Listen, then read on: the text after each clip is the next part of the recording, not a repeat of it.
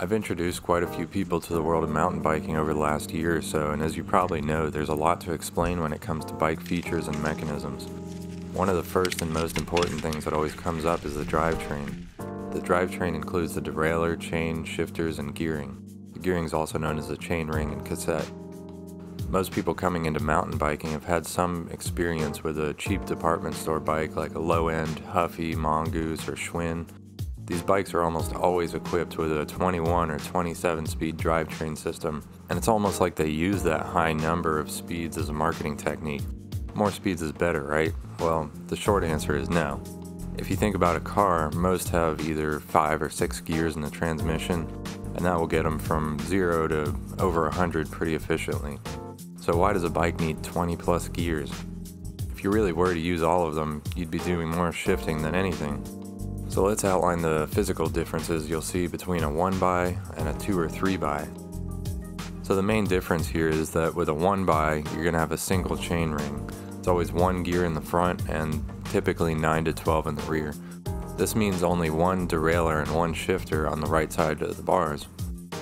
Aside from looking better, you clear up some handlebar space, get rid of a cable, and shave some weight from not having a front derailleur. The 2 or 3x will have multiple chain rings, front gears, and a derailleur and shifter to switch between them. There are usually less gears in the rear on the cassette as a result, typically anywhere from 6 to 10 depending on the configuration. It may go without saying here, but the number of speeds is determined by the number of possible gearing configurations. So 3 in the front and 7 in the rear, for example, is going to be 21 speeds, not 10, because you multiply the two numbers. So 3 times 7 is 21.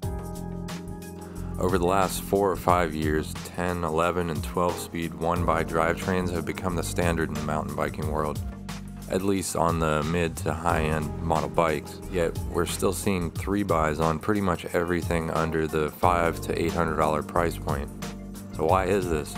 You would think that less moving parts would be cheaper to manufacture and easier for a beginner to learn on. But since they're still a relatively new concept and made with a lot more precision to target the higher level riders, a 1x drivetrain will cost you quite a bit more money. So is it worth it to pay the extra money for it? In my opinion, yes, 1,000 times yes, and I personally wouldn't buy a bike without a 1x. So let's take a look at the advantages. First, let me clarify that while you do have less gears, you typically have as much range as a multi-chain ring setup.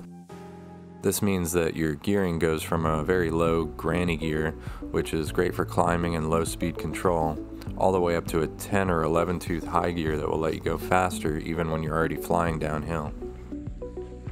The lack of extra components like the front derailleur, cable, and shifter also eliminate possible mechanical failures, which could leave you unable to ride or at the very least frustrated with a bike that won't shift properly. The biggest and most important advantage in my opinion is only having the 1 shifter. This means that you always know that if you want to go faster, you shift up, slower, you shift down. With multiple chain rings, the gearing doesn't really work in a linear way like that.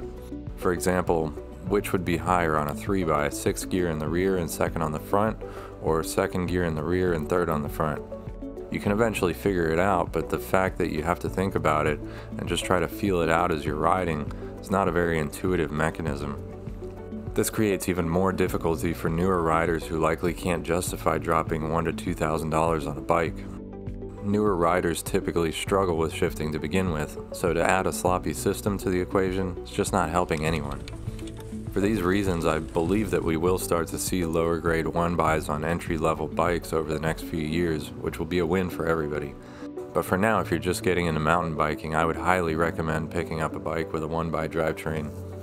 I've been able to find new and used bikes equipped with a 1x for around $600. So what do you think? Was this video helpful? Let me know your thoughts and questions in the comments, and be sure to like and subscribe.